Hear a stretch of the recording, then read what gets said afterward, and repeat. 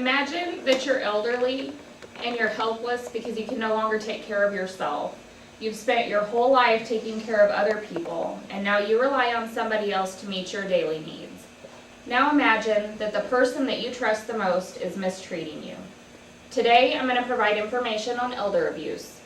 From my audience analysis, I know that all of you in this room, some of you may have elderly grandparents or even elderly parents. Some of us in this room are elderly, and some of us work taking care of the elderly for a living. I myself am a licensed practical nurse, and I have been for 11 years, and I've worked in long-term care, providing care for the elderly for as many as 65 residents at one time. Unfortunately, we're seeing a rise in elder abuse as more and more of the population ages. According to the 2008 edition of the Psychiatric Times, author Stephen L. Reed reports that more than 3 out of every 100 persons aged 65 years and older has been a victim of elder abuse, and more than tens of thousands of cases are reported annually to Adult Protective Services. I want to start by giving a brief definition of elder abuse, and then second, I'll identify some risk factors for elder abuse, and I'll end with consequences for elder abuse. So let's begin with a brief definition.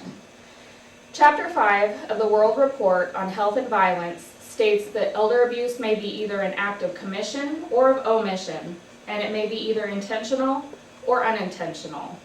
The August 15, 2012 edition of the American Assisted Living Federation newsletter states that elder abuse results in unnecessary suffering, injury, or pain, the loss or violation of human rights, and a decreased quality of life for the older person. Now, elder abuse is categorized into 7 different categories.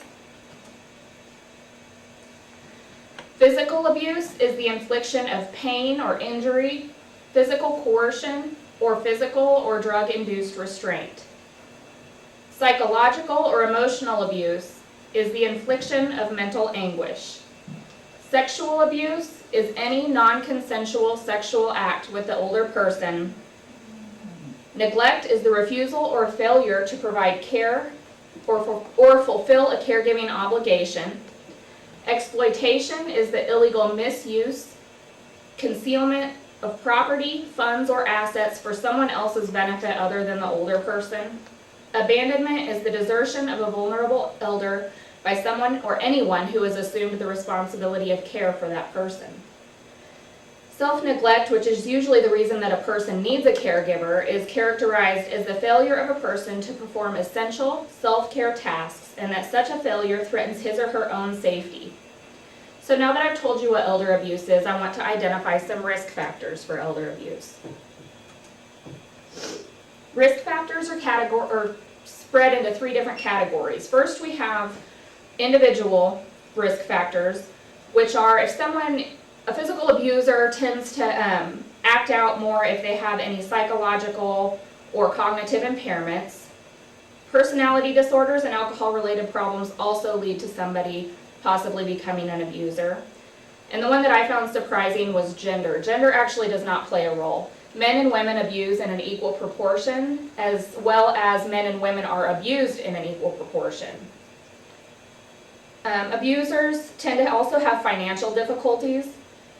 Second are the relationship factors. The relationship factor with the victim and the abuser prior to the start of the abuse tends to show what will happen in the future. So if you have a bad relationship prior to the start of the abuse, it's only going to get worse. If a person is living with their caregiver, that puts them at an increased risk for abuse.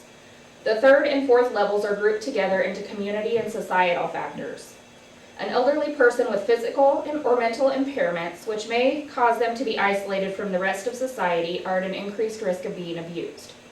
Those that live in poverty without the basic necessities of life are also at an increased risk for abuse. So now that we've identified risk factors, let's move on to the consequences for the elderly person of abuse.